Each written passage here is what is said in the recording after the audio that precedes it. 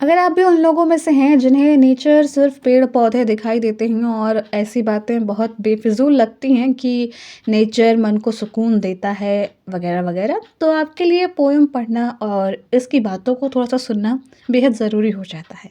तो अगर आपका ऐसा थॉट प्रोसेस है तो प्लीज़ इस वीडियो को पूरा एंड तक ज़रूर देखिएगा, इस पोएम को सुनिएगा थोड़ा-सा। ऐसा नहीं है कि बिल्कुल अप्लाई ही कर देना, बट एक ट्राई तो करना है सुनकर कि क्या अगर आपका मानना यही है कि नेचर सिर्फ पेड़-पौधे हैं, नो हीलिंग, नथिंग, नो सुकून, तो एक बार सुन के देखिए। जो लोग बोलते हैं कि नेचर आपको सुकून देता है, तो वो कैसे बोल रहे हैं? क्या रीज़न है उसके पीछे?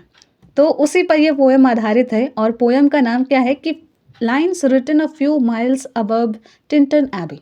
अब इतना बड़ा लाइन या हेडिंग देखकर आपको डर नहीं जाना है। क्योंकि ऑब्वियसली ज़िंदगी में डरने के लिए बहुत सारी चीज़ें हैं, तो थोड़े बहुत डर कम होंगे तभी सुकून से जी पाएँगे ना, तो डरिए नहीं।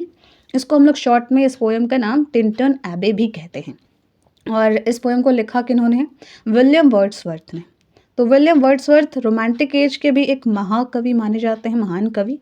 आप उनको महाकवि भी बोल सकते हैं क्योंकि उनकी राइटिंग्स उस समय बहुत पॉपुलर थी, प्रसिद्ध हुई थी और ये पोएम भी उनकी एक फ़ेमस पोएम में से एक है।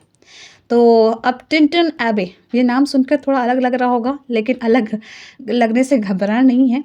ये एक जगह का नाम है जो कि इंग्लैंड में रिवर वाई के पास है। Wye in the sense not alphabet वाला वाई, WYE उस रिवर का नाम है। ठीक है? तो अब समझ में आ गया ये नाम थोड़ा आपको डिफरेंट भी अब नहीं लग रहा होगा।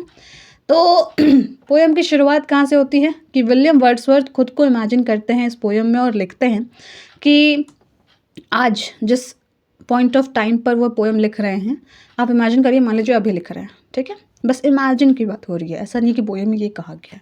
इमेजिनेशन कि अभी वो इस पोएम को लिखने की शुरुआत कर रहे हैं और वो अपने माइंड में कुछ सोच रहे हैं कि आज से 5 साल पहले जब वो इस जगह पर थे, टिंटन एबे नामक जगह पर, तब वो ये जब नेचर देखते थे, पेड़-पौधे देखते थे, तो उनके लिए बस ये पेड़-पौधे का मतलब वही था कि खेल-कूद या फिर नेचर में कुछ चिल्ला लिया ज़ोर से क्योंकि आवाज़ दूर तक पहुंचती है और एक्साइटमेंट कि कुछ करना है इधर-उधर नेचर में, पेड़ पर चढ़ना है या फिर ऐसे एक्सपेरिमेंट्स हो सकते हैं।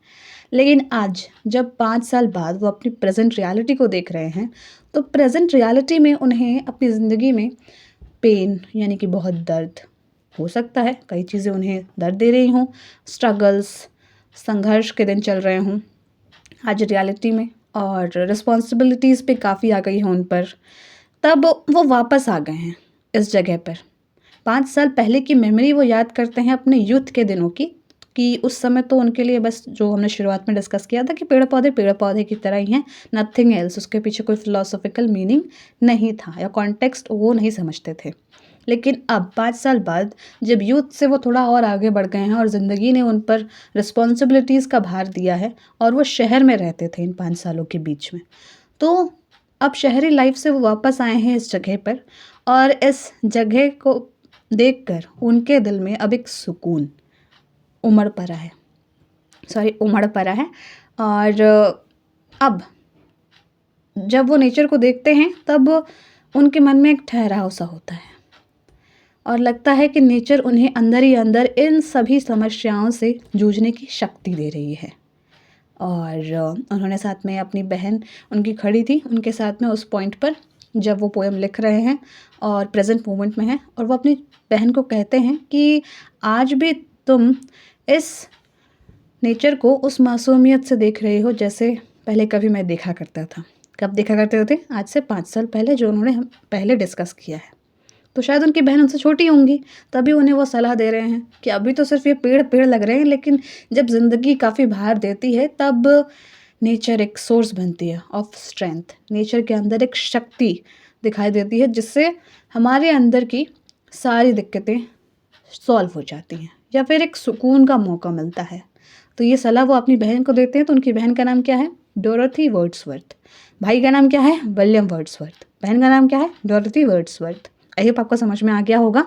एंड साथ में उन्होंने एक और टर्म का भी ज़िक्र किया था इस पोएम में कि नेचर एक ऐसी डिवाइन पावर है और ये पावर इंसानों में भी फ़्लो करती है, जानवरों में भी, नदी में भी, और नेचर के थ्रू ये हमें हील करती है इस पावर के ज़रिए।